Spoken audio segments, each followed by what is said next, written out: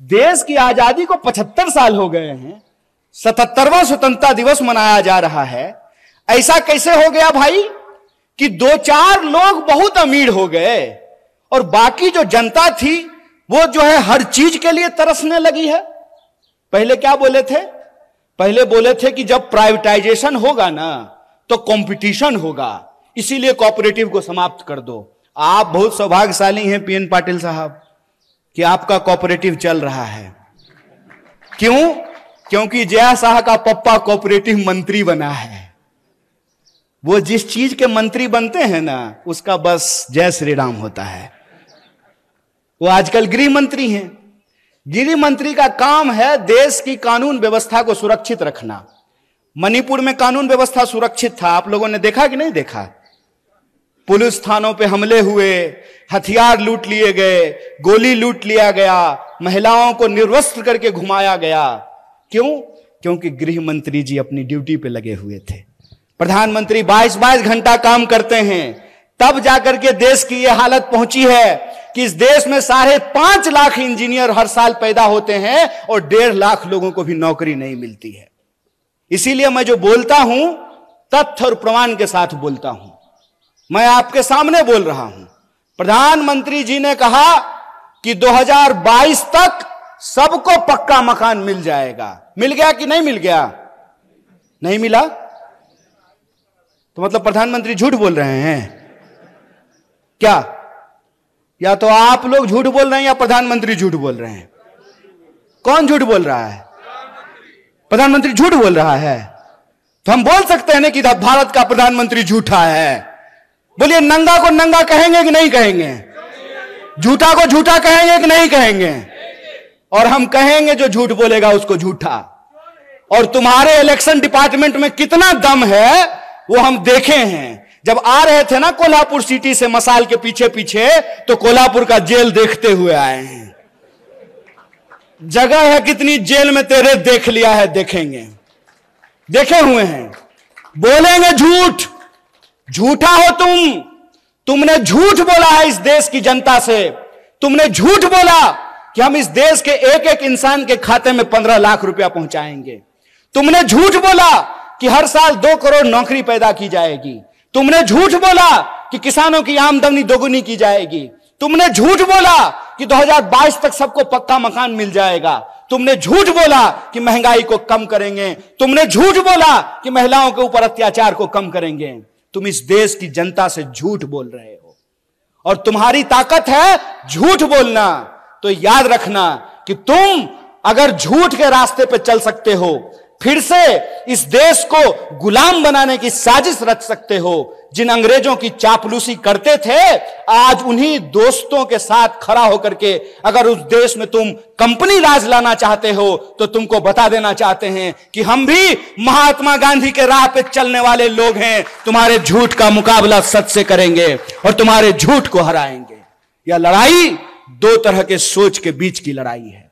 एक तरफ वो है जो दिन दहाड़े बिना किसी लाग लपेट के झूठ बोलते हैं। दूसरी तरफ हम तमाम लोगों को एकजुट होना पड़ेगा जो सच बोलते हैं। पहली लड़ाई है झूठ और सच की, दूसरी लड़ाई है डर और साहस की। बताइए, शहीद आजम भगत सिंह 23 साल की उम्र में हंसते हंसते फांसी के फंदे पे झूल गया। झूल गया कि नहीं झूल गया? बटुकेश्वर दत्त, सुखदेव, राजगुरु, चंद्रशेखर आजाद झूल गए कि नहीं झूल गए? और आप जान लीजिए, जितने क्रांतिकारी थे उनका केस अगर कोई लड़ता था तो उस वकील का नाम पंडित जवाहरलाल नेहरू था। इस बात को याद रखिएगा। ये झूठ बोलते हैं, ये झूठ बोलते हैं, हमारे इतिहास को तोड़ने और मरोड़ने की कोशिश करते हैं।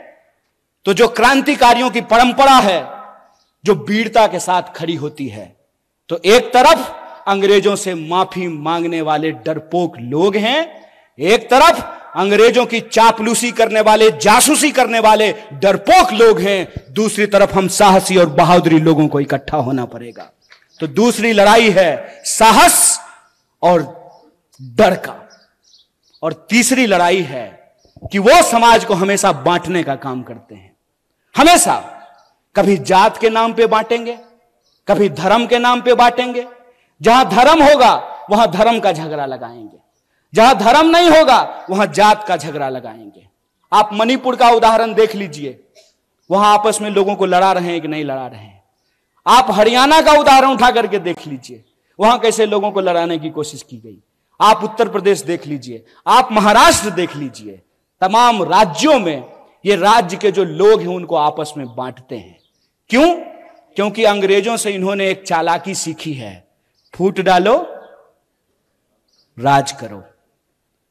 हमको यह बात समझनी पड़ेगी कि आज महाराष्ट्र के लोगों के आत्मसम्मान का सवाल है कि कोई बाहर से आकर के संत तुकाराम की धरती पर रहने वाले लोग, समता भूमि पे साहू महाराज की भूमि में जन्म लिए लोगों को यह बात समझनी पड़ेगी कि कोई बाहर से आकर के महाराष्ट्र के परिवार को आपस में विभाजित कर रहा है, महाराष्ट्र के लोगों को लड़ा रहा है। यह मामला शिवसेना, एनसीपी और कांग्रेस का नहीं है, यह मामला सच और झूठ का है और महाराष्ट्र के लोगों को सच के साथ खड़ा रहना पड़ेगा। अगर कोई गलत है तो वो गलत है, वो भाजपा में जाने से ठीक नहीं हो जाता है। ये पहले क्या करते हैं, ये पहले ईडी भेजते हैं, इलेक्शन डिपार्टमेंट पहले जाता है, नेता को डराता है।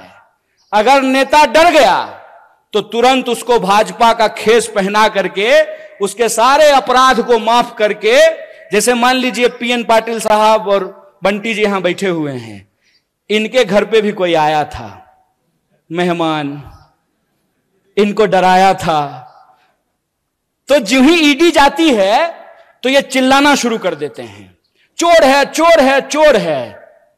डर करके जो ही अगर ये भाजपा में गए, साधु है साधु है साधु है, संत है महात्मा है। अरे कमाल बात है भाई, ये आपकी आंख के सामने हो रहा है। इसीलिए मैं आपको कह रहा हूं 3-4 राज्य बहुत महत्वपूर्ण है।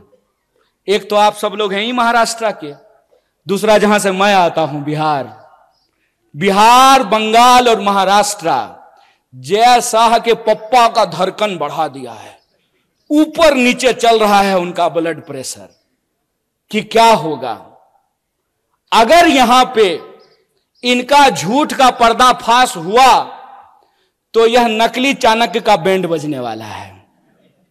इसीलिए मैं आपको कह रहा हूं कि यह मामला महाविकास अघाड़ी का नहीं है, यह मामला महाराष्ट्र के आम लोगों के आत्मसम्मान का है कि आप किसी को चुन करके, किसी पार्टी का प्रतिनिधि बना करके आप भेजते हैं अपना प्रतिनिधित्व करने के लिए विधानसभा या विधान परिषद या संसद में।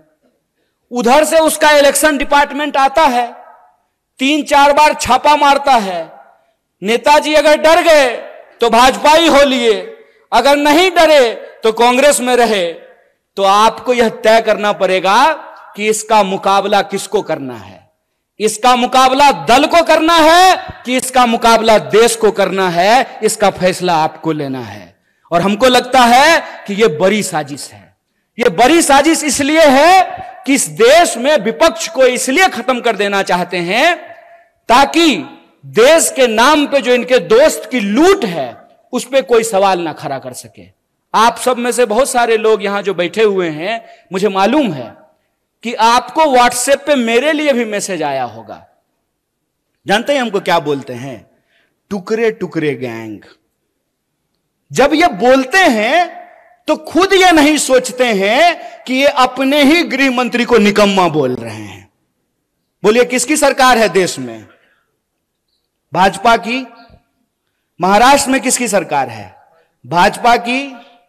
क्या जी पुलिस वाले भैया सब ठीक है ना? है हिम्मत, है हिम्मत, करोगे कुछ? हमारा कुछ नहीं कर सकते हो क्योंकि हम तुम्हारे इलेक्शन डिपार्टमेंट से नहीं डरते हैं। मेरा कुछ नहीं कर सकते हो।